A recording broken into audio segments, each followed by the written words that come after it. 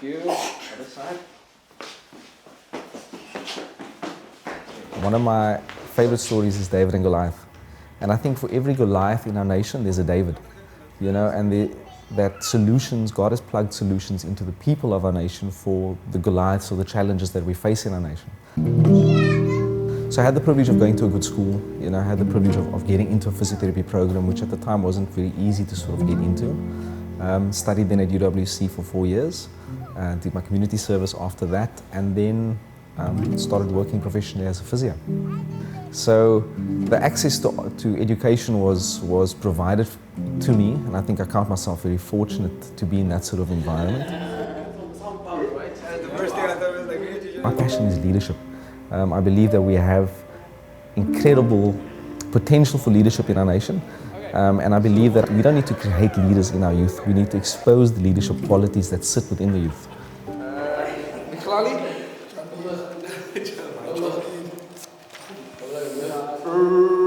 Michael. Jordan. Thank you.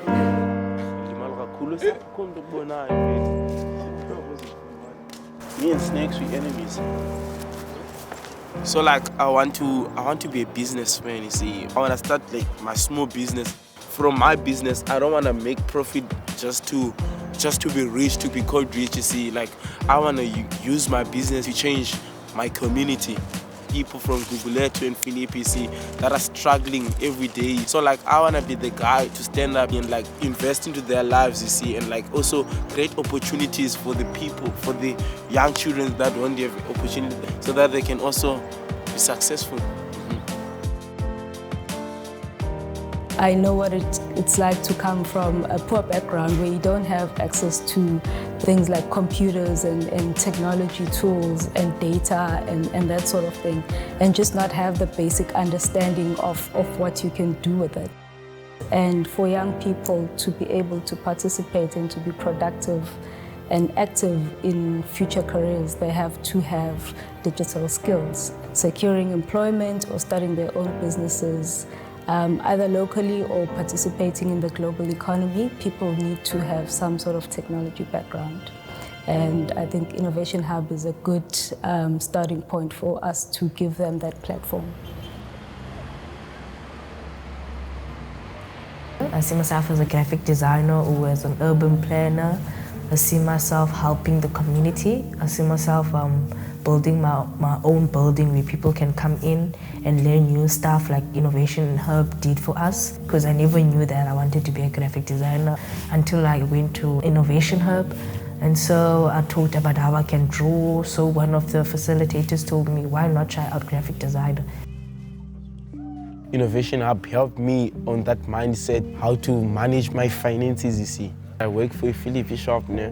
Like the pay that I used to get, I didn't used to use it for like big things, you see. I just used it to have fun. But they actually told me that, you see, the money that you get, you can also use it to get more money, you see. So like now I started having mindset that, okay, what can I do with my pay to make more money, so that when the time comes for me to start up my business out there, like better cash to start off with, you see. What we're doing is we're equipping young people who actually want to go out and build their nation. It's us partnering with these young people that are saying, hey, listen, I'm in my community, I'm limited in my resources and my reach and what I'm exposed to, but I'm here and I'm wanting to build this nation. I think people will only pursue what they believe is possible. And if you've never been exposed to something and you've never seen someone who's done something, it's very difficult for you to pursue that. So what we're doing at Innovation Hub is not just training people in digital skills, but there's also a level of coaching and mentoring around that. We have to be able to support and coach these young people into believing that there's more for them and giving them exposure to more than what they currently know. I think that's very important, and that's what's going to cause the big shift.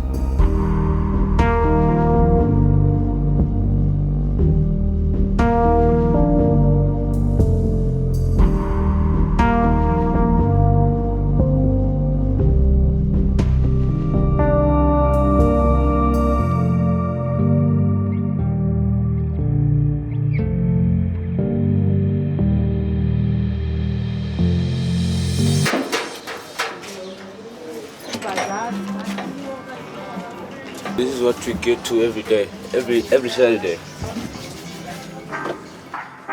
We sell second-hand clothes to the people, and we don't just sell second-hand clothes. We also sell brand new clothes. And like most of our customers, it's the people who sell outside on the streets. They come in stock here. We give them like things at good price. You see. For more shoe, Brandon. For Sunday tomorrow at church.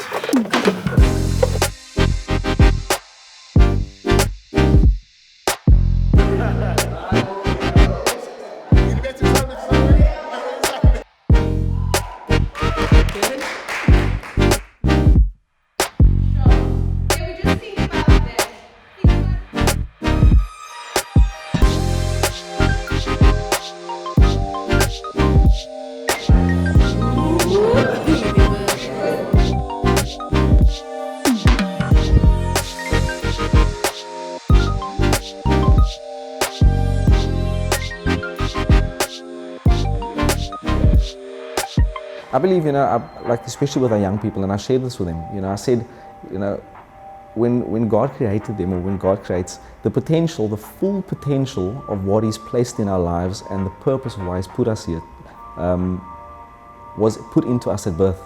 And that only is realized when you start to actually place that potential in environments that is conducive for that potential's growth.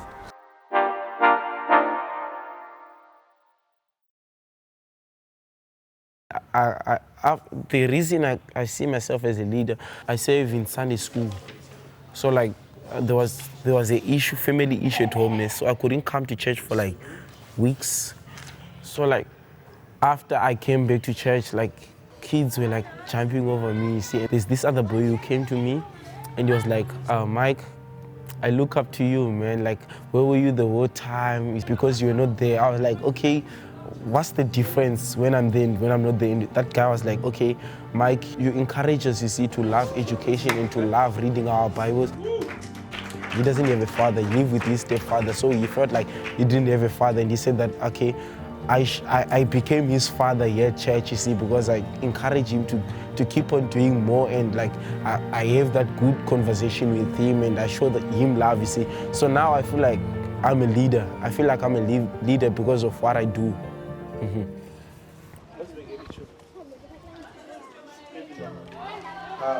I will be your God, and I will be the God of all your family after you. Okay, I've got a feeling the darkness won't last very long. I've got a feeling the darkness won't last very long. I've got a feeling the darkness won't last very long. I've got a feeling the darkness won't last very long. I've got a feeling the darkness won't last very long.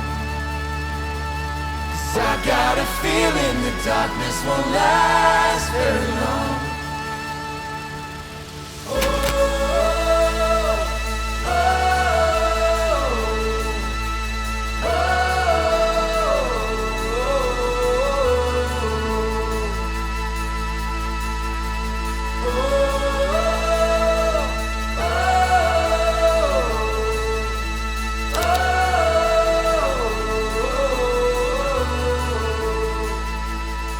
The church is the people. So if you're building the church, you have to be building the people.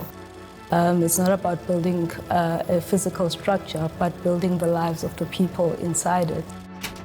We have to invest into young people because they are the church of the future.